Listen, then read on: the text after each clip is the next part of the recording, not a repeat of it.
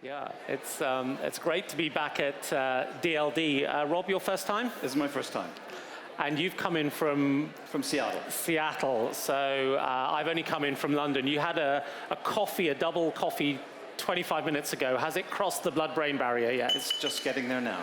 Good timing. Okay, so we're in for a treat because I am also awake. Maybe we'll start just a little bit with the book. This is the German edition. Please do pick up a copy. You know, my work around this was to try to describe a phenomenon that I had started to see, which was that there were a number of different general purpose technologies that were improving at these really, really fast rates, these exponential rates. You know, the one that we're most familiar with, of course, is the silicon chip. We describe it through Moore's law. But it turned out that there were a whole load of other areas where technologies were coming down in price at 10, 20, 30, 50% per year, year after year after year, getting really, really cheap. And some of these were related to computing, like storage. Some of them were really big and heavy, like lithium-ion batteries, which have dropped in price 10 or 12 folds just in the last 10 years. And some of them were really tiny, like the new biotechnologies of sequencing genes and getting bacteria to make useful things. In each case, there was this kind of common pattern, this exponential decline in price that I thought was an interesting phenomenon. And I talk about what's happening and how it impacts businesses and society in the book. But one of the people who had done a lot of work, in fact, the real originating work in this field in the biotech space was Rob Carlson. And in fact, we have Moore's law in silicon chips, and The Economist has something called the Carlson curve, which describes the way in which biological technologies are getting cheaper and cheaper, named after you. So Rob, maybe we should kick off actually by you're talking a little bit about what's happening in those biological technologies. What is that price decline? I think people are familiar over here with Moore's law. Well, basically what we're talking about is reading and writing DNA. So we know how to read DNA very well. That's sequencing. That's one reason we were able to respond to the pandemic as quickly as we could, because the price has come down dramatically. The capability has improved dramatically. Productivity has improved dramatically over the last 20, 25 years. There's also writing DNA, which is putting information back into biology. And there's another exponential there, although interestingly, that one has paused because of market effects. So I think one of the things we have to keep in mind is some exponentials just keep racing ahead. Moore's law keeps going pretty strongly. The sequencing, Carlson curve, if you will, keeps moving pretty strongly. But the synthesis one has paused because there's not as much demand. And that's just an illustration to me that this is a complex set of interacting phenomena. The businesses are trying to do one thing. There's competition, maybe, or maybe there's not. Maybe there's a hegemon. And then there's the customer. So you have to keep all this stuff in your head to try to understand how the world's changing.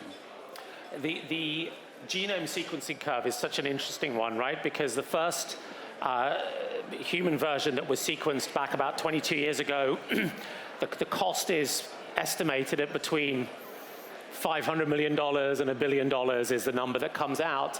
And when I wrote the book, and the book was published last year, the number we were talking about was about $700-800 per read. So from $1 billion to $700 in 20 years.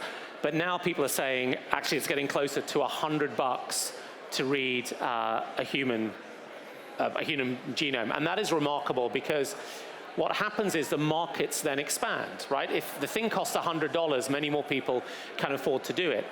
And trying to understand why some technologies have that exponential characteristic and why they don't is a complex one. One important aspect, though, is that relationship between the potential size of the market and whether there can be learning effects in technologies. I liken this to what happened at the start of COVID.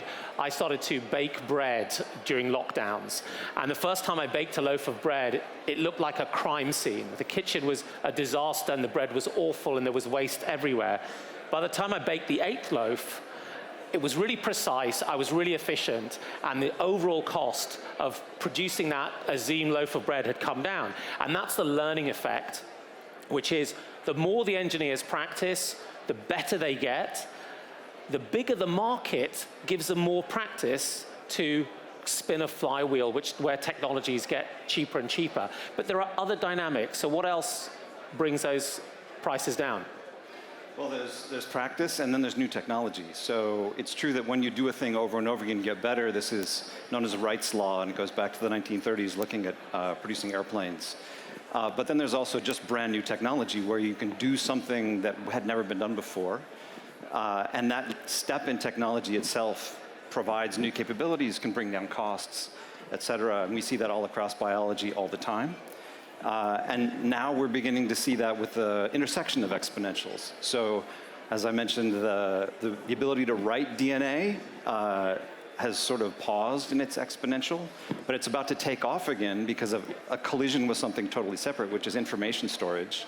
So as you may know, we're producing vast amounts of information every year. That's actually increasing hyper-exponentially, not just exponentially. So we need hyper-exponentially more tape and more disk drives every year. And eventually, even though we know how to do that, economically it becomes implausible. We just can't support that activity, that massive stuff. So one way we can solve that problem is switching to DNA. There are lots of projects around the world to do that, and I worked with Microsoft on one of those. You mean DNA for storage? DNA for storage, so actually writing information into a DNA drive rather than onto a disk drive or a tape drive. But in order to be able to do that, we require the ability to write many orders of magnitude more DNA every day than the entire industry can do in a year. But that's coming. The pull is there. Economically, technologically, I have a feeling that's really the way we're going to solve our information storage problem. But when we have that box, that DNA drive, then we'll be able to use it to reprogram biological systems too, because it's just the same DNA. And that will be a true step change and unleash yet another exponential, and it's because of the collision of two things that otherwise we wouldn't have seen. I think collisions and intersections are really important. It's why I call it the exponential age, the idea that there are enough technologies across the economy that are starting to go through this exponential process and they're starting to intersect. You know, if you look at what's happened within the decarbonization of the electricity system, it's really being driven by two, maybe three exponential technologies. One is what's happening within solar power.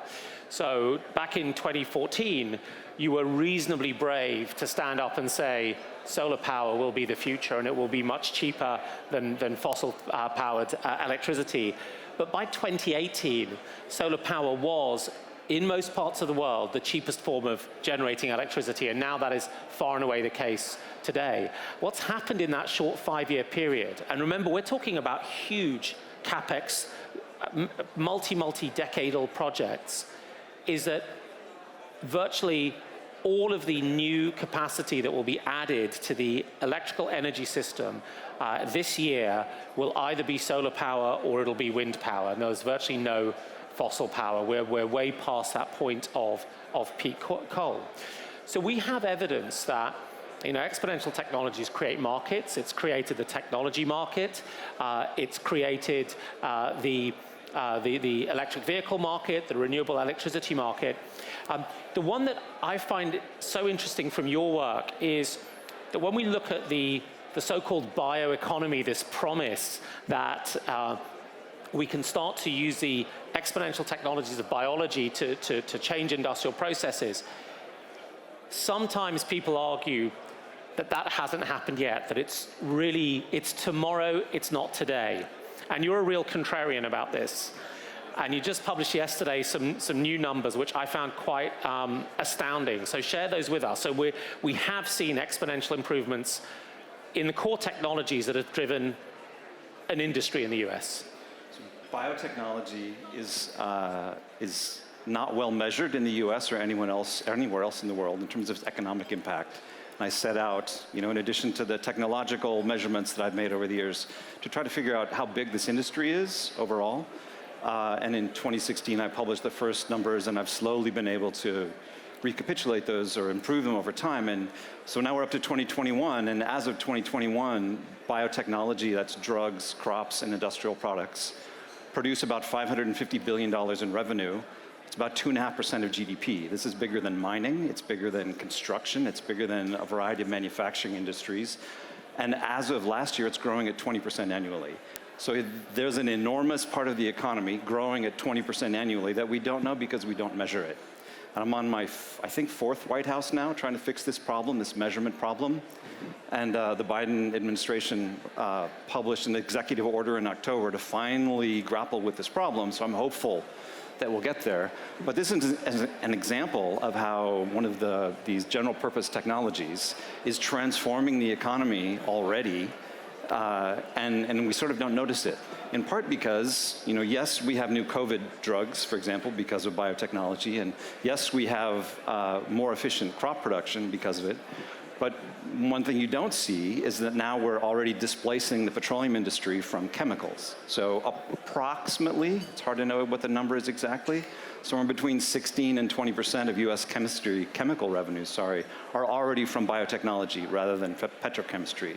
So those are carbon neutral or maybe even carbon negative chemicals that are directly displacing petroleum from the marketplace by outcompeting it. And again, that's growing quite rapidly. And the better the technology gets that underlies it, whether that's the engineering, the reading and writing of DNA, and slowly as we convert our ability to manufacture to look like cell phones or BMWs or airplanes, that's called design for manufacturing. The ability to seamlessly transition from the electronic specification to the object. We'll get there in biology. It's going to take a lot of work, but if it's already this enormous industry in the United States, just think what it will look like when we actually know what we're doing. Right? We're going to totally change the world. That is so compelling, but that number, that 20% growth rate, is really worth contextualizing, because a 20% annualized growth rate means a doubling roughly every 3 years, every 3.5 years. It means a quadrupling in 7 and an octupling in 10 in a decade. So even if the growth rate slows, 5 times, 5x, 6x is plausible in 10 years, which would mean 15% of the US economy could be built on this new set of general purpose exponential technologies, which is really remarkable. And I think the reason your work there is so important is because in simplistic terms, everyone wants to back a winner. And if we believe collectively that this intersection of biology and machine learning and so on can enable a new industrial economy, more capital, more belief, more founders will move into that space. One of the things that we saw with the renewable electricity transition was that a lot of analysts underplayed the exponential impact of price declines, particularly the IEA, who for 20 years used to come out with forecasts for how much more solar electricity capacity there would be in the next year. And for 20 years, the one thing that they were consistent with was that they were wrong. And they had to, year after year, increase their forecasts. I don't know why they just didn't fire the analyst who was wrong 20 years in a row. Very kind organization, obviously. But the problem with getting sending that message was that it sends a depressive message to capital markets and to industrials about how seriously they should take the technology. And to governments who might and to governments. Develop policy around these sorts of things as well. Right. Yeah. And so it's critical that we are able to be quite realistic about what these dynamics are, because that is what starts to bring the capital, bring the investment, and bring the change. And I think the reason that's important, something we discussed earlier, is that most of these technologies are carbon neutral, they are highly efficient, they replace heavy, dirty, extractive, fossil-oriented processes with new clean ones. right? And maybe you want to bring to life an example of that, right? What is a like-for-like replacement in this new exponential age for an industrial process that is replacing a dirty carbon process?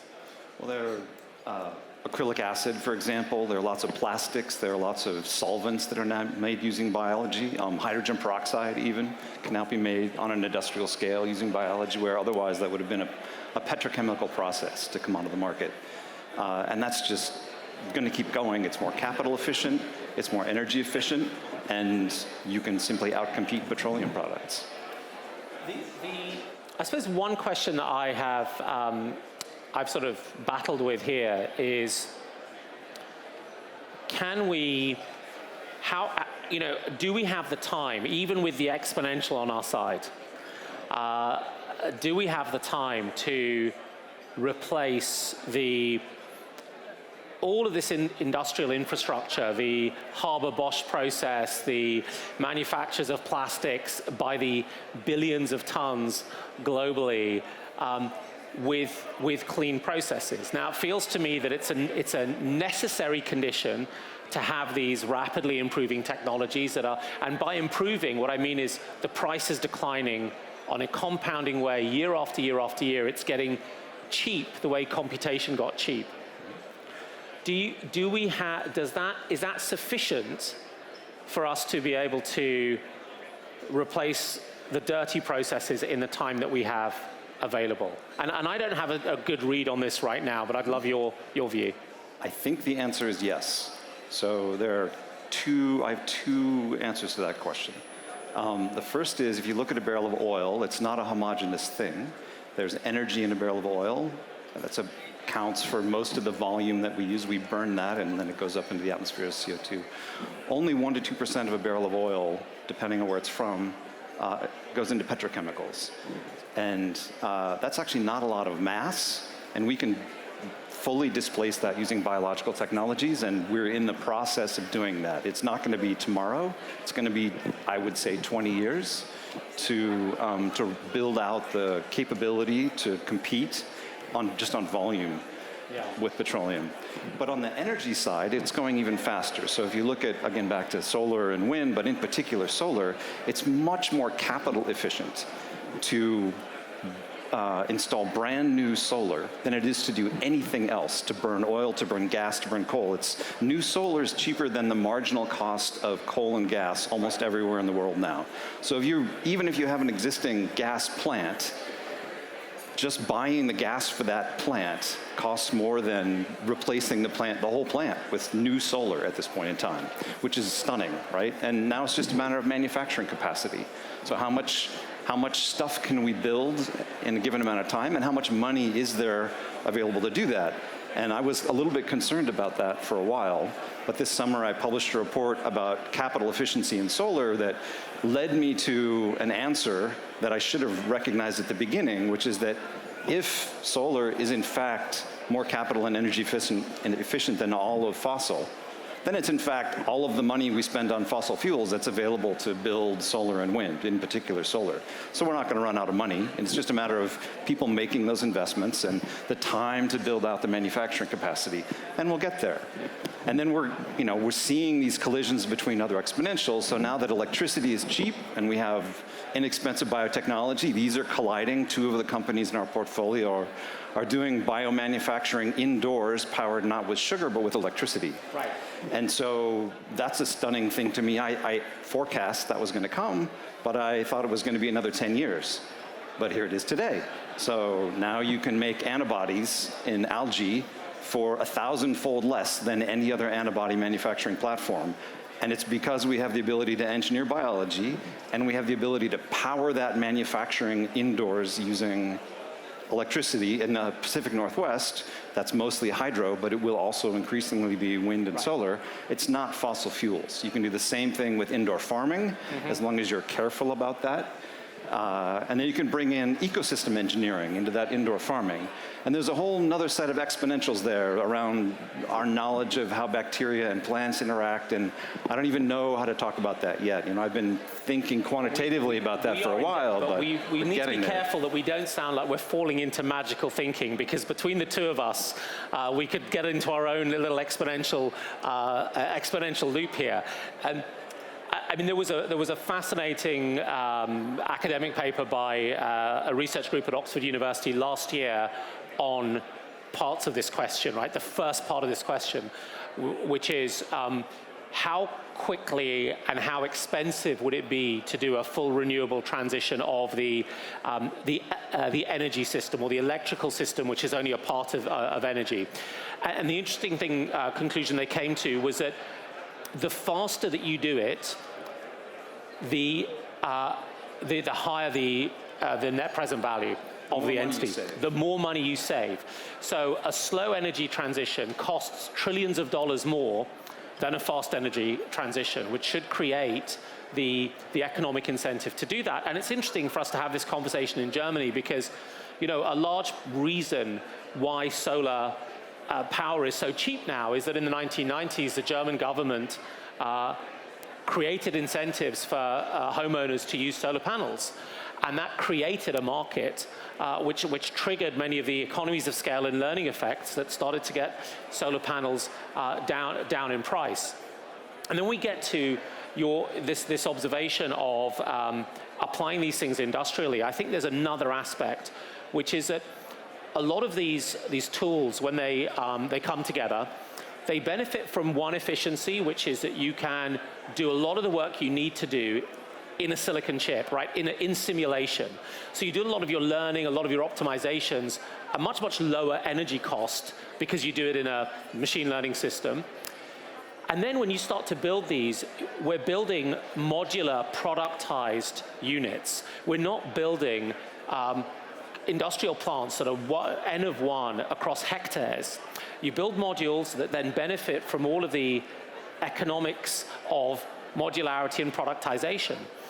And you also have this point that capital at different scales is able to participate in the market. So you look at a fossil industry, you need €1 billion or €2 billion to build a gas plant.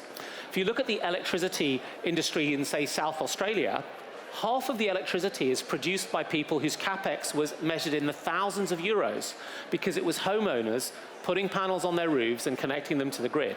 And what that does is that really unleashes a very, very heterogeneous market of people who can participate in this. And eventually we'll get there with biology too, because we already know that distributed biological manufacturing works. That's called beer or cows. And as we learn to better engineer the organisms we use to make those things, then more people in more places can contribute to that manufacturing economy. So we have 1 minute left, right? So we're like 25 seconds of wisdom from you and a 20-second random comment from me. Why don't we go with your wisdom first? Well, again, I think the collision of these exponentials is transforming what's possible. So I have, you know, an example here of a new photovoltaic material that allows us to leap off the exponential we're on. We're already on an amazing exponential with silicon, and now we're going to leap onto another exponential that'll get us to 25% efficiency, not in 25 years, which is the path we're on, but in 18 months. And then another 6 to 12 months after that, we'll be at 30%. And so, you know, this is the biggest example I know of a perovskite solar cell that exists. And this company is on its way to making sheets of this stuff that are meters in size. And that was a thing that wasn't really imaginable 5 years ago, but it's commercially relevant today. And that's changing the world.